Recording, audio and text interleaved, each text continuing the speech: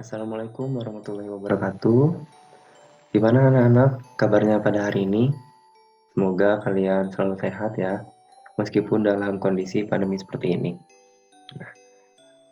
Pada pertemuan kali ini, Bapak akan membantu Bu Ismay dalam mengajar bahasa Indonesia ya.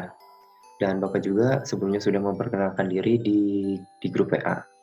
Nah, pada kesempatan kali ini kita akan membahas mengenai teks anekdot. Kita langsung aja ke pengertiannya. Anekdot adalah cerita singkat dan lucu yang digunakan untuk menyampaikan kritik melalui sindiran lucu terhadap sesuatu. Nah, dalam kehidupan sehari-hari, kita seringkali mendengar atau membaca mengenai cerita lucu. Cerita lucu tersebut bisa jadi hanya merupakan cerita rekaan, tetapi banyak juga yang didasarkan atas kejadian nyata. Ada cerita lucu yang dibuat benar-benar yang benar-benar untuk tujuan menghibur, tetapi ada juga digunakan untuk tujuan lainnya. Salah satu cerita lucu yang banyak beredar di masyarakat adalah anekdot. Nah, jika kalian tahu mengenai stand up comedy, maka itu merupakan salah satu contoh tentang teks anekdot ya. Jadi dalam stand up comedy juga berisikan cerita lucu, tetapi di dalamnya juga menyampaikan kritikan terhadap sesuatu. Anekdot ini merupakan salah satu cara bagi kalian yang ingin mengungkapkan pendapat atau kritikan, tetapi tetap menggunakan dengan bahasa yang sopan, halus, santun, dan tentunya tidak menyakiti orang lain. Karena segala sesuatu hal yang dikemas secara menghibur, secara lucu, itu akan lebih mudah diterima oleh masyarakat. Seperti itu. Nah, berikutnya ini ada ciri-ciri teks anekdot. Yang pertama itu bersifat humor atau lucu. Karena anekdot ini merupakan cerita lucu, maka harus bersifat humor. Jadi, lucu adalah anekdot dan anekdot adalah lucu. Kemudian yang kedua adalah menggelitik. Maksud menggelitik di sini adalah menghibur. Nah, yang ketiga, anekdot berisi kritikan. Nah, inilah yang merupakan inti dari cerita anekdot, di mana isinya mengungkapkan suatu kritikan. Kemudian yang keempat itu mengenai orang penting. Orang penting di sini tuh ditujukan untuk siapa kritikan tersebut? Apakah untuk pemerintah, untuk teman, atau orang penting di hati kalian juga bisa ya. Kemudian yang kelima, ceritanya mirip dengan dongeng. Ya, seperti yang kita tahu, dongeng itu bersifat fiktif, hayalan atau rekaan. Jadi cerita anekdot juga selain berdasarkan kisah nyata disampaikannya, tetapi juga bisa berdasarkan rekaan gitu. Kemudian yang keenam, memiliki tujuan tertentu. Apakah kita membuat anekdot itu tujuannya menyindir atau mengungkapkan pendapat terhadap suatu hal, seperti itu. Ciri-ciri yang ketujuh yaitu manusia dan hewan saling berhubungan. Jadi beberapa teks atau cerita anekdot ini itu seringkali menggunakan tokoh hewan di dalam cerita anekdot. Jadi tidak melulu mengenai manusia, tapi juga hewan juga bisa. Tetapi hewan juga bisa dijadikan sebagai tokoh dalam cerita anekdot tersebut. Nah, salah satu contoh teks yang menggunakan tokoh hewan itu ada di buku paket, judulnya Cara Keledai Membaca. Nanti kalian bisa membaca teks tersebut ya di buku paket siswa.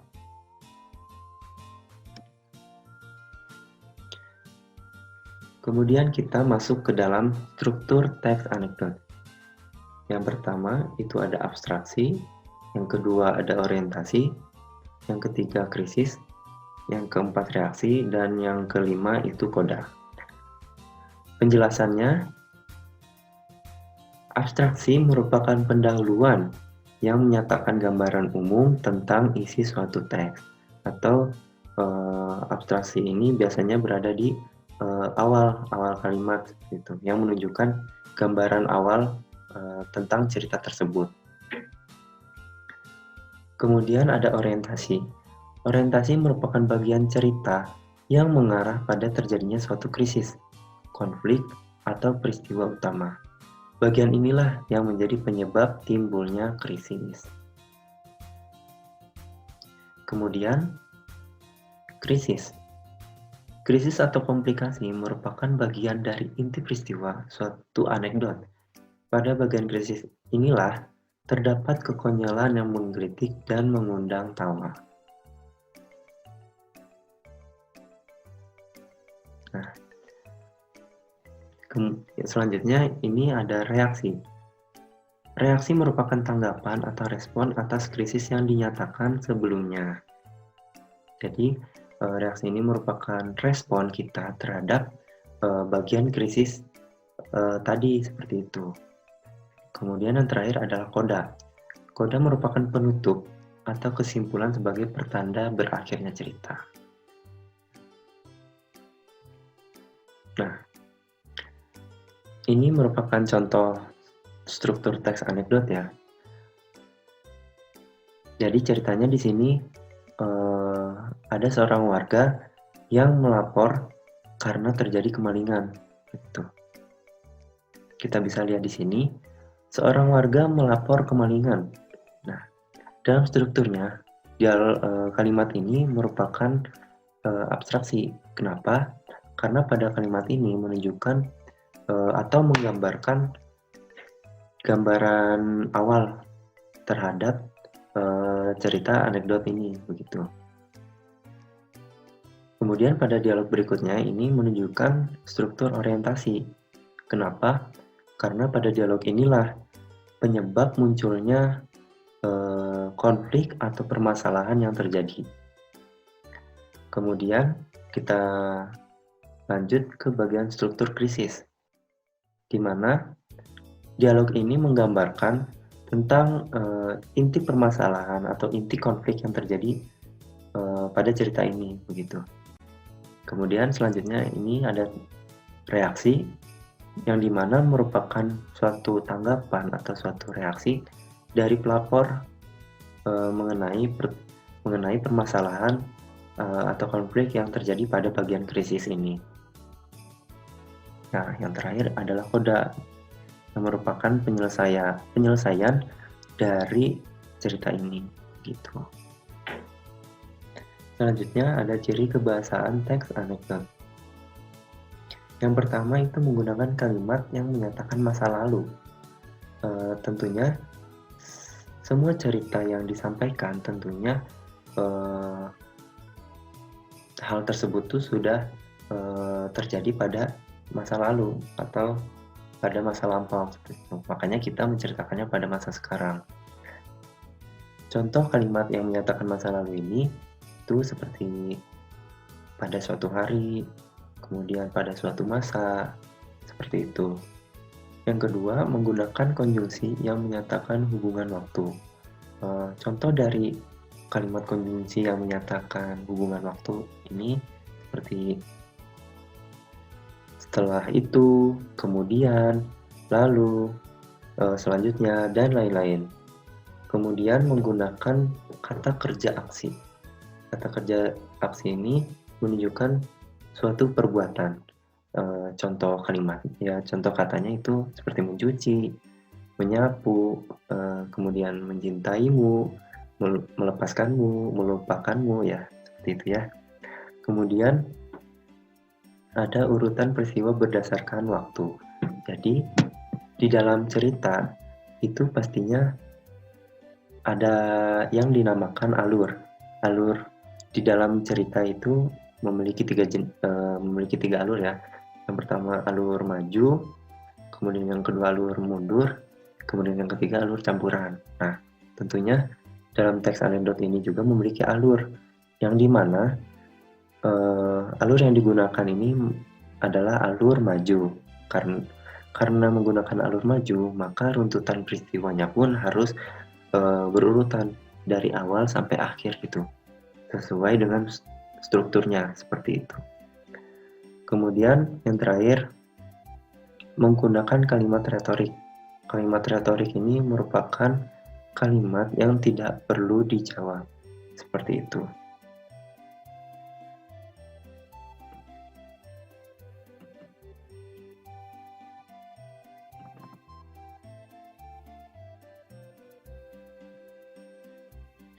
Nah, selanjutnya ini ada cara penyajian teks anekdot. Di dalam teks anekdot ini memiliki dua cara penyajian. Yang pertama itu ada dialog, seperti yang ditunjukkan pada tabel yang warna merah. Kemudian yang kedua itu ada cara penyajian berdasarkan narasi, yang bisa kalian lihat di tabel warna pink. Jadi ini merupakan contoh jika kalian ingin menulis suatu cerita anekdot. Kalian bisa memilih antara dialog atau narasi, gitu. Kemudian ada tahapan menyusun teks anekdot. Yang pertama, kalian harus menentukan topiknya. Apa yang akan dibahas dalam cerita anekdot tersebut. Apakah mau menceritakan tentang presiden, menceritakan tentang seorang teman, atau siapapun itu ya. Dan yang kedua, menentukan kritik. Jadi setelah kita menentukan topiknya, kita menentukan kritik apa yang perlu disampaikan mengenai topik ini. Jadi pendapat kalian mengenai topik itu apa, gitu. Kemudian yang ketiga adalah merancang humor. Tentunya selain kritikan yang perlu kalian tentukan, tetapi kalian juga harus menyelipkan unsur kelucuannya di dalam cerita tersebut. Setelah itu, yang nomor 4, menentukan tokoh.